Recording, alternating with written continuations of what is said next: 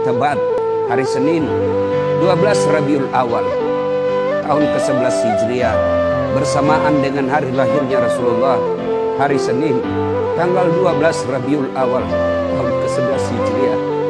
Allah perintahkan kepada malaikat Jibril, Jibril, kau turun jemput kekasihku Muhammad, cabut nyawanya. Dengan catatan, tanya dulu, jika dia sudah mau, lakukan tugasmu. Tapi jika belum mau, tunda tugasmu sampai dia mau. Panggil 3 malaikat menyertaimu, Mikail, Israil, Israfil. Turunlah malaikat. Di langit ke-7 mereka masih berempat. Langit ke-6 mereka masih berempat. Sampai di langit pertama malaikat Jibril berkata, wahai malaikat pencabut nyawa, kau sajalah yang turun ke dunia. Saya tidak tega menemanimu dan melihat engkau mencabut rohnya Muhammad SAW. Lalu malaikat pencabut nyawa berkata, Jibril, kenapa kau tidak turun menyertai kami? Bukankah selama ini engkau yang menyertai Rasulullah? Bukankah selama ini engkau yang menemui Rasulullah? Kami tidak pernah menemui Rasulullah. Turunlah bersama kami. Jibril berkata, maafkan saya betul-betul tidak mampu melihat engkau mencabut rohnya Rasulullah. Turunlah 4 malaikat ini. Lalu malaikat mengetuk pintu Rasulullah, ketuk rumah Rasulullah. Assalamualaikum warahmatullahi wabarakatuh ya Rasulullah. Nabi dalam rumah menjawabnya, waalaikumsalam warahmatullahi wabarakatuh. Fatimah membuka pintu, ternyata tidak ada orang di depan pintu. Rasulullah lalu bersabda, sudah ada di samping saya. Malaikat pencabut nyawa berkata, ya Muhammad, hari ini aku diperintah Allah untuk mencabut rohmu. Menurutmu bagaimana? Kira-kira kalau Bapak ditanya seperti apa jawaban Bapak? Kalau saya ada saat hari ini Allah perintah untuk mencabut rohmu, maka saya akan menjawab, tunggu dulu, istri saya baru satu. Rasulullah menjawabnya, wahai malaikat, 24 nabi dan rasul senior saya, 24 nabi dan rasul pendahulu saya, setelah mereka melaksanakan tugas, mereka pun menghadap kepada Allah. Hari ini saya siap menghadap, tapi saya lihat ini ada keanehan. Apa ya Rasulullah? Mana malaikat Jibril? Kok tidak ada di antara kalian? Mana sahabat saya? Mana Jibril? Malaikat pencabut nyawa berkata, Jibril menunggu di atas langit. Dia tidak datang untuk menyertai kami. Lalu Nabi perintahkan, kau panggil dulu. Ada perkara yang penting yang ingin saya tanyakan kepada Jibril. Setelah itu saya siap menghadap kepada Allah. Naiklah malaikat pencabut nyawa dan berkata kepada Jibril, ya Jibril, engkau dicari sahabatmu. Turunlah engkau menyertai kami. Turun malaikat Jibril. Lalu ketemu dengan Nabi. Nabi bertanya kepada Jibril, ya Jibril, kalau hari ini aku harus menghadap kepada Allah, tolong berikan saya berita gembira. Tolong perdengarkan saya kalimat yang nikmat di telinga saya. Lalu Jibril bersabda, ya Muhammad, saya dapat berita gembira dari Allah. Seluruh malaikat yang pernah Allah ciptakan antri untuk menyambut rohmu ya Muhammad. Apalagi ya Jibril, ya Muhammad, seluruh nabi 24 haram masuk surga sebelum engkau lebih dulu.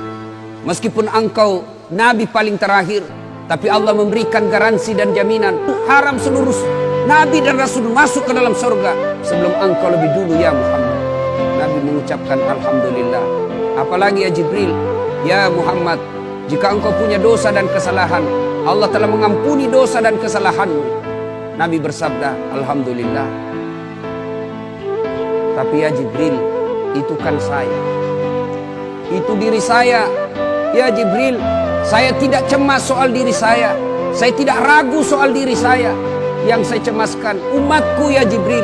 Bagaimana umatku sepeninggal aku kelak? Subhanallah. Nabi tidak mencemaskan anaknya. Nabi tidak mencemaskan istri beliau. Nabi tidak mencemaskan keluarga beliau. Yang beliau cemaskan umatku ya Jibril. Jibril lalu berkata, baiklah kalau begitu ya Muhammad, nantikan saya. Jibril lalu menghadap kepada Allah. Selang beberapa saat muncul kembali dan berkata, "Ya Muhammad, aku telah mendapat berita gembira dari Allah. Meskipun engkau sudah tidak di tengah-tengah mereka, meskipun engkau sudah tidak berada di tengah umatmu, selama umatmu berpegang kepada Quran dan Sunnah, mereka akan selamat dunia sampai di akhirat." Mendengar ini Rasulullah lalu tersenyum dan berkata, "Alhamdulillah, segala puji bagi Allah. Malaikat pencabut nyawa, silahkan laksanakan tugasmu."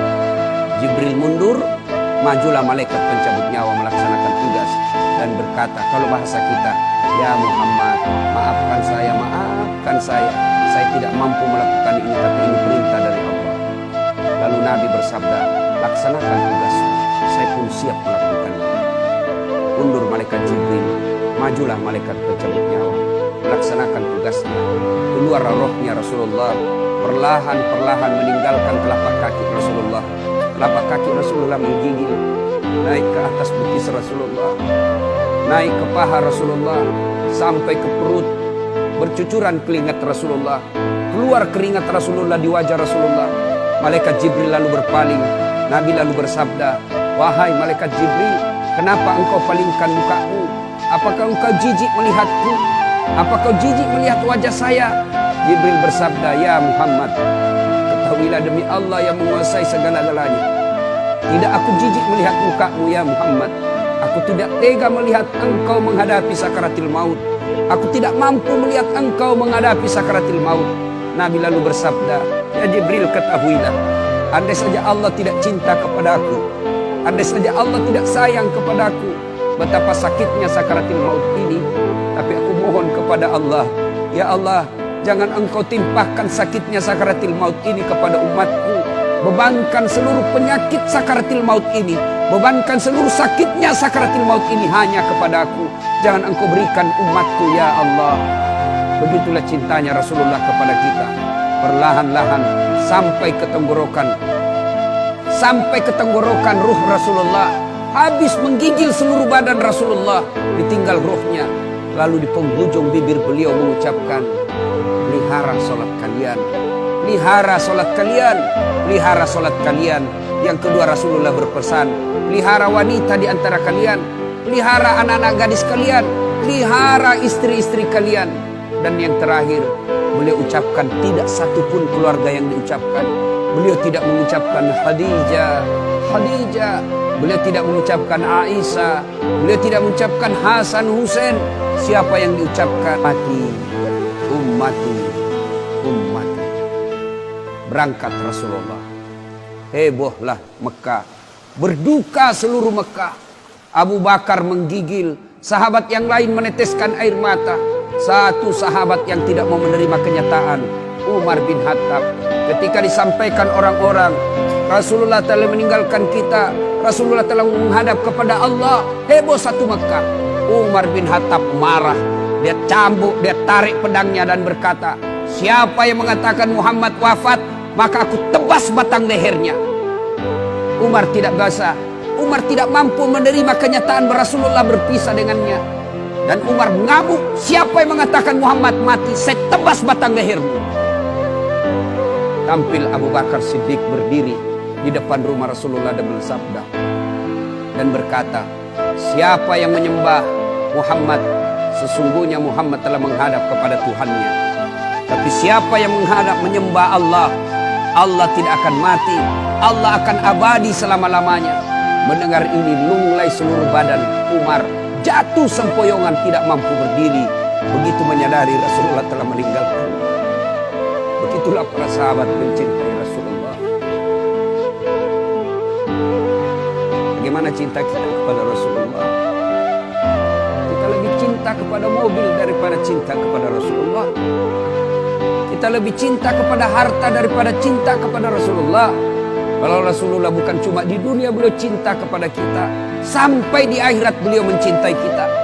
Dijelaskan dalam riwayat, ketika hari kebangkitan kelak, hari kiamat telah berlalu, seluruh makhluk binasa. Allah perintahkan kepada malaikat Jibril, "Ya Jibril, kau bangkitkan seluruh manusia. Kau cari makam Muhammad, kekasihku Muhammad. Kau bangkitkan Muhammad." Lalu malaikat Jibril berdoa kepada Allah, ya Allah berikan saya tanda untuk menemukan makam Rasulullah.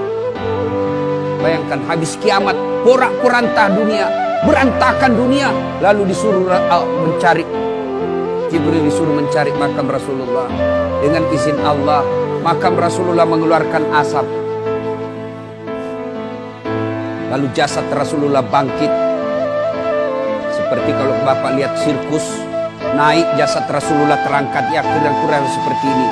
Naik badan Rasulullah, lalu Rasulullah badannya demi Allah diriwayatkan tidak rusak, tidak dimakan ulat, tidak dihancurkan tanah, seperti badan Rasulullah ketika hidup.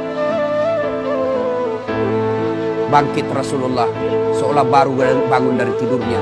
Dia gosok mata Rasulullah. Begitu terbuka mata Rasulullah seolah bangun dari tidur. Begitu dia buka, nampak ada Jibril di depannya. Lalu Rasulullah berkata kepada Jibril, "Ya Jibril, hari apa ini?" Jibril menjawab, "Ya Muhammad, inilah hari kebangkitan seperti yang Allah janjikan kepada Anda." Kira-kira saat itu siapa yang dicari Rasulullah? Apakah beliau mencari bapaknya yang tidak pernah dilihat sama sekali? Apakah beliau mencari ibunya yang hanya 2 tahun 4 hari bersamanya? Apakah beliau mencari cucu kesayangan beliau Hasan Hussein? Tidak. Tidak satu pun keluarga beliau yang dia cari. Pada saat itu Rasulullah bersabda, "Ya Jibril, kalau ini hari kebangkitan, aina ummati? Mana umatku? Mana umatku Jibril?" Kita yang mencarinya. Begitu cintanya Rasulullah kepada kita.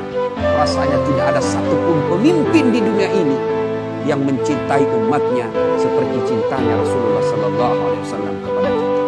Mari kita lihat cinta kita kepada Nabi. Salawat aja kita malas. Sallallahu ala Muhammad, Sallallahu alaihi wasallam, Sallallahu ala Muhammad, Sallallahu alaihi wasallam. Ya Nabi, salam alaik. Ya Rasul, salam alaik. Ya Habib, salam.